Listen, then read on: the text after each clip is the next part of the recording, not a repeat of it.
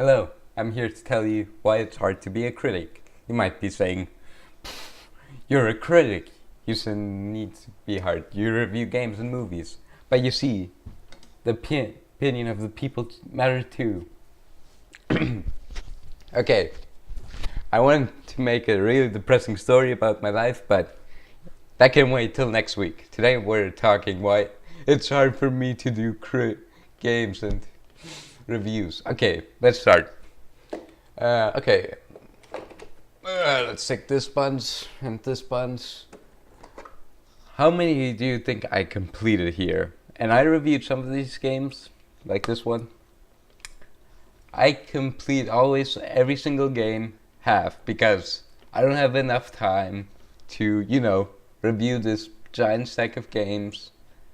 It's virtually impossible for me to, review this amount of stuff because, God, that's stuck. That's beautiful. Yeah, whatever. Getting stuck. But yeah, it's just impossible to review these kinds of things because I can't complete every single game, because if I did, there wouldn't be any videos. So I basically complete as much as I can, watch some gameplay of it, then think of my own theory, and then just think how the community likes it. So you see, man, I have to fix that entire thing. If you could see only. I have a GoPro, but I am not gonna use it. But yeah, it's hard because you think a reviewer is gonna review the entire game, which I feel like a lot of reviewers cut corners by making a review. They're just telling you a preview, why it is good, why it is bad, and they give you some companies give you, review codes for a week early, but the truth is, you can't finish an entire game in a week because, you see, let's start the problem. You have a life, you have friends, you may or not may have a wife, so that's kind of dependent on that, or girlfriend. You may have or may not have kids, and you may not have time because you are busy doing other stuff. Like, I can't review as much games because I can't just not review these games, because you see, I can review an entire movie, but all the juicy parts have to be because I don't want to spoil anything, and that's why it's hard for me to, give you a good review about a good movie, because I don't want to spoil it for you, but I want to tell you how I felt, because this movie is how I felt, not you felt. So you don't really know what's happening in the movie. I'm just giving you a small plot summary, so yeah. But in an entire game, I'm not the completionist. I don't have weird magical powers that can make me review thing and finish an entire game in a day, because it takes me 30 minutes to beat the first Super Mario Brothers.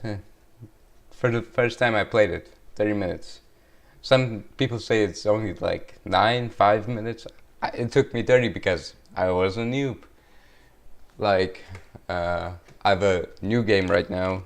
Not this one, there it is. Ocarina of Time. I've been playing some of that.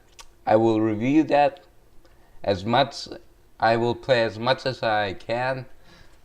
I wish I had the original version on the 64, but sadly I have only the remake. Whatever.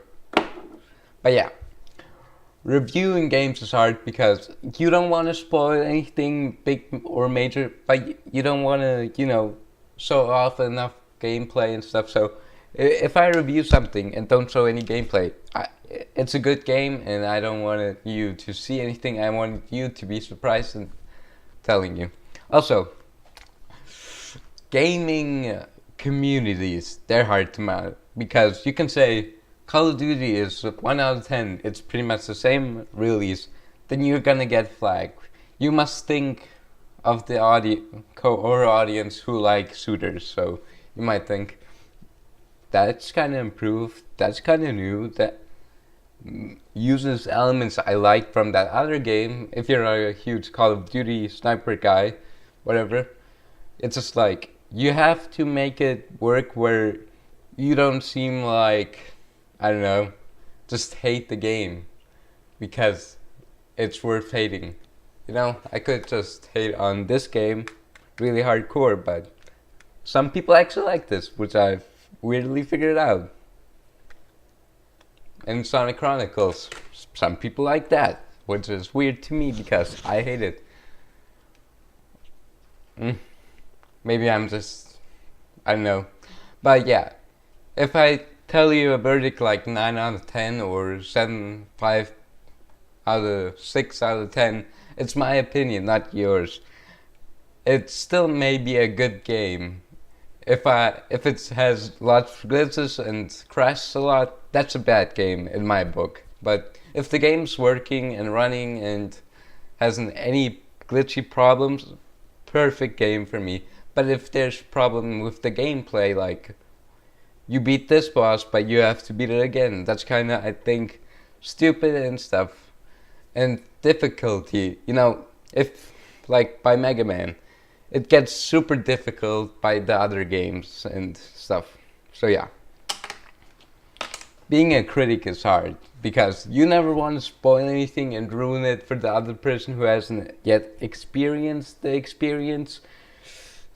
And honestly, you as a critic don't have any much time because you keep on reviewing and reviewing, and that takes a toll on you. So yeah, that's why I don't do as hardcore many reviews a day, because if I did it on a day, I would just look at other reviews to say, that's their opinion, I'm just telling you the same trash over again. But all of my reviews are all my opinions, because I never look at reviews, and if I buy a game, I don't see any hype or anything out like Mario Odyssey. I seen the hype, I seen the gameplay. I want to review that because it looks so amazing. But yeah, reviewing stuff is hard, and don't give a crap to other reviewers because they're only human. Every single critic is only human, unless it's a dog, which that's kind of awesome. But yeah, hopefully you enjoyed my little rant because why it's so hard to be a critic. It's just a thing that's is. So subscribe here, subscribe there. If you see my little beard and stuff, that's whatever. So yeah. Tomorrow review. I have an excellent review for Super Mario Brothers Bros. So subscribe here, do that other thing there. Bye.